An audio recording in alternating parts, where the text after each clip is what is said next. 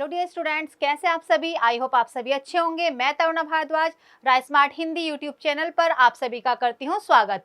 तो क्लास का लिंक एक बार आप शेयर जरूर कर दीजिए, क्योंकि आज मैं पढ़ाने जा रही हूं आपको विश्व का सबसे लंबा पर्वत। हाईएस्ट नहीं, हाईएस्ट तो आप सभी जानते हैं। विश्व का सबसे ऊंचा हाईएस्ट माउंटेन कौन सा है?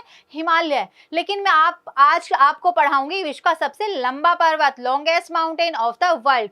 जितना हाईएस्ट माउंटेन इंपॉर्टेंट है एग्जाम के लिए, आजकल लॉन्गेस्ट सबसे लंबे पर्वत से भी एग्जाम में क्वेश्चन पूछे जाते हैं। इसीलिए मैं आपके लिए लेकर आई हूँ, वेरी इंपॉर्टेंट टॉपिक रहने वाला है जितने भी आपके कम एग्जाम है सभी के लिए। तो ध्यान से पढ़िए आप। सबसे पहली बात करेंगे हम विश्व का सबसे लंबा। लंबा याद रखना, मैं ऊंचा नहीं बता रही हूँ, कंफ्यूज मत होना बच्चों। ऊंचा ये होता है और लंबा मैं ये बता रही हूँ, ठीक है। तो विश्व का सबसे लंबा पर्वत की हम बात करेंगे एंडीज के बारे में। तो एंडीज पर्वत सबसे पहले हम बात करेंगे है कहाँ पर, इसकी लोकेशन क्या है। तो सबसे पहले आइए देखते हैं, ये है आपका साउथ अमेरिका। ये कौन सा कॉन्टिनेंट है? South America. किस महाद्वीप में है? साउथ अमेरिका में है, दक्षिणी अमेरिका में है विश्व का सबसे लंबा पर्वत। फिर बात करते हैं किस डायरेक्शन में है, तो यहाँ से भी आपके क्वेश्चन बन सकते हैं। ये कौन सी डायरेक्शन है बच्चों? ईस्ट। और ये कौन सी डायरेक्शन है? वेस्ट, ठीक है। तो दक्षिणी अमेरिका के पश्चिम दिशा में स्थित है जो विश्व का सबसे लंबा पर्वत है। पश्चिम दिशा में है, बिल्कुल ठीक है। अगर अब आपसे बात की जाए कि जो एंडीज पर्वत है उसके पास कौन सा समुद्र है, कौन सा ओशन है, तो ये कौन सा ओशन है आपका? प्रशांत महासागर। दक्षिणी अमेरिका के ईस्ट में है आपका अटलांटिक ओशन और इसके वेस्ट में है पैसिफिक ओशन।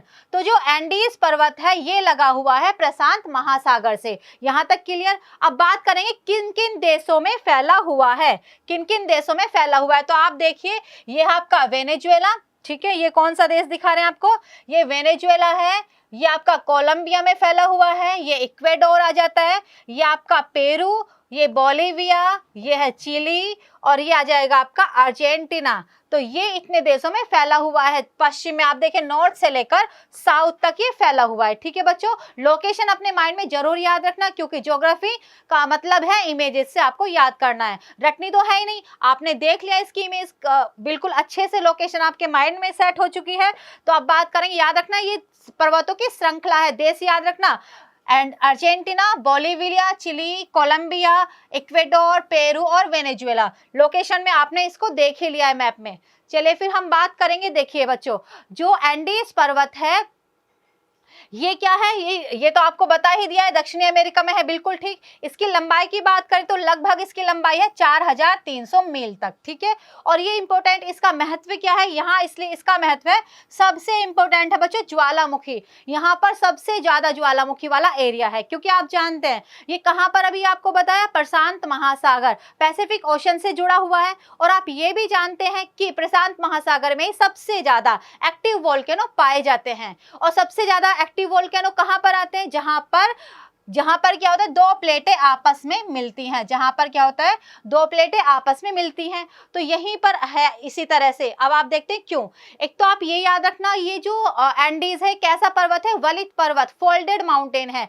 आप क्या जानते हैं, जो हिमालय है वो भी नवीन वलित पर्वत है, न्यू फोल्डेड माउंटेन है। और आपका एंडीज भी न्यू फोल्डेड माउंटेन है, वलित पर्वत है। वलित पर्वत हम किसको कहते हैं? तो एक बात आपकी यह है, वलित पर्वत हम किसको कहते हैं? तो इंपॉर्टेंट क्वेश्चन ये बनता है, जहां पर भी दो प्लेटें आपस में मिलती हैं, जब वो एक दूसरे की तरफ खिसकती हैं, ठीक है, तो जो चट्टाने होती है, मलबा होता है, उसमें क्या पढ़ते हैं? वलन। इस तरह की वोबड़ खाबड़ आकृति को हम बोलते हैं वलन या मोड़, वलन या मोड़, ठीक है। इसको हम इंग्लिश में बोलते हैं फोल्ड, इसीलिए इंग्लिश में इसका नाम क्या है? Folded mountain. और हिंदी में इसको वलित पर्वत या मोड़दार पर्वत। तो हिमालय भी मोड़दार पर्वत है और आपका एंडीज भी मोड़दार पर्वत है।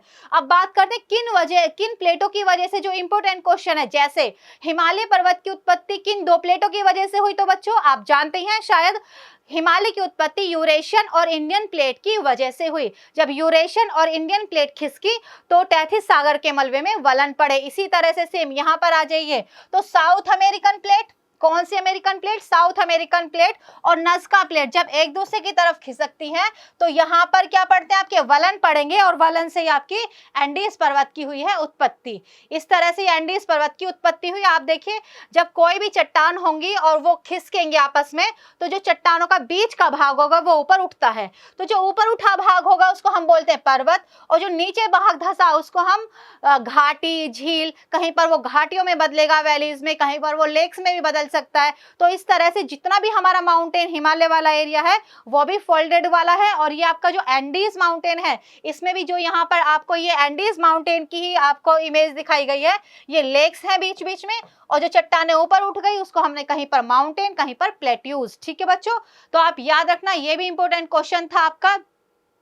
अब हम बात करेंगे इसकी लंबाई चौड़ाई के बारे में। तो लंबाई आप पढ़ चुके हैं, तो इसकी जो लंबाई है कहां से कहां तक, देखो पूर्व से पश्चिम तक, पूर्व से पश्चिम तक ये 120 से लेकर 430 मील तक चौड़ा है। ठीक है, इसकी जो चौड़ाई है वो है पूर्व से पश्चिम तक 120 से लेकर 430 मील तक चौड़ा है। कहीं पर इसकी चौड़ाई कम है, कहीं पर इसकी चौड़ाई ज्यादा है। क्लियर यहाँ तक? और ये कितने भागों में बटा हुआ है? इसके भी भाग अलग अलग हैं। जैसे आप जानते हैं माउंट हिमालय जो है वो भी 4 भागों में बटा हुआ है, trans Himalaya, great Himalaya, lesser Himalaya और शिवालिक हिमालय। सेम इसी तरह से आपका एंडीज जो माउंटेन है इसको हमने बांट दिया उत्तरी एंडीज में, मध्य एंडीज में और आपका दक्षिणी एंडीज में। इसके कितने प्रमुख भाग हैं? 3 प्रमुख इसके भाग किए गए हैं। ठीक है बच्चों, और ये आप जानती हैं भाग हमने क्यों किए, क्योंकि इसका सरफेस, इसका धरातल अलग अलग है, और जैसे ही धरातल अलग हुआ तो वहां पर क्या हो जाएगा? क्लाइमेट अलग, वहां की वेजिटेशन अलग, वहां की क्रॉप्स अलग,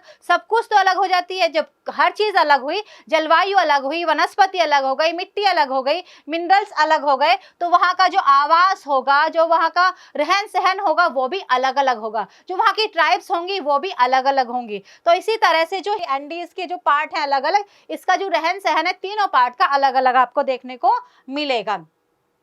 चलिए अब बात करेंगे इसकी सबसे ऊंची चोटी की बारे में। तो आप बताइए, विश्व की सबसे ऊंची चोटी, highest peak of the world और हाईएस्ट पीक ऑफ हिमालय, विश्व की सबसे ऊंची चोटी या हिमालय की सबसे ऊंची चोटी का कमेंट आप करेंगे। ठीक है, हम बात कर लेते हैं एंडीज की ऊंची चोटी के बारे में। तो एंडीज की जो ऊंची चोटी है वो है अकांकागुआ या ओकांकागुआ। लैंग्वेज की वजह से, क्योंकि अलग अलग पार्ट है तो दोनों ही वर्ड आपको अगर लिखे मिले तो कंफ्यूज मत होना, अकांकागुआ भी आपको लिखा हुआ मिल सकता है। तो ये इसकी ऊंची चोटी है। इसकी ऊंचाई की बात करें तो 6962 मीटर है। एक बात फोकस रखना, एक बात हमेशा याद रखना, जो ऊंचाई है डिजिट कई बार एग्जाम में सेम दे देंगे लेकिन यूनिट में चेंज कर सकते हैं। ये वाली जो डिजिट है वो मीटर में मेजरमेंट किया हुआ है। भूगोल में ज्यादातर जो पिक्स है वो मीटर में आपको मिलेंगी, फीट में आप कन्वर्ट कर सकते हो लेकिन एग्जाम में, और लंबाई चौड़ाई किलोमीटर में, और समुद्र की गहराई या घाटियों की गहराई या सागरों की गहराई और पर्वतों की ऊंचाई मीटर वाले टॉपिक पर आप क्लिक करना ज्यादातर। तो इसकी जो ऊंचाई है वो 6962 मीटर की ऊंचाई है इसकी अकांकागुआ, जो इसकी सबसे ऊंची चोटी है। तो ये था आपका विश्व का सबसे लंबा पर्वत, जिसके बारे में पूरी जानकारी आपको दे दी गई है। याद रखना इसकी लोकेशन, इसकी हाइट, ये कितने भागों में बटा हुआ है, ये कितने देश में बटा हुआ है। अगर आपको याद नहीं आया है तो वीडियो को दोबारा से आप देख सकते हैं और नोट डाउन आप कर सकते हैं।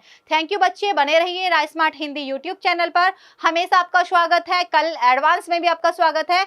मेरी आपको क्लास पता ही है कब कब होती है। मेरी क्लास इस चैनल पर होती है थर्सडे, फ्राइडे और सैटरडे। किस टाइम? 4 PM पर। 4 PM पर मेरी इन 3 डेज आपको क्लास मिलेगी। तो जो भी हमारे जितने भी जीएस के टीचर हैं, जितने भी मैथ्स के टीचर हैं, आपकी जितने भी सब्जेक्ट है जो भी यहाँ पर पढ़ाए जा रहे हैं बच्चों, उसकी प्लेलिस्ट बन चुकी है। तो आप सभी प्लेलिस्ट जरूर चेक किया करो। सबकी प्लेलिस्ट आप अगर पढ़ेंगे, सारे जीएस के सब्जेक्ट फैकल्टी आपको अलग अलग है, पता ही है, तो हर एक बार सारे क्लासेस को एक बार आप पढ़ें। एसएससी का कंप्लीट सिलेबस आपके लिए यहाँ पर प्रोवाइड किया गया है बेस्ट कंटेंट के साथ। ठीक है बच्चों, थैंक यू, गुड लक, बढ़ते रहिए आगे, अपने सपनों को पूरा कीजिए।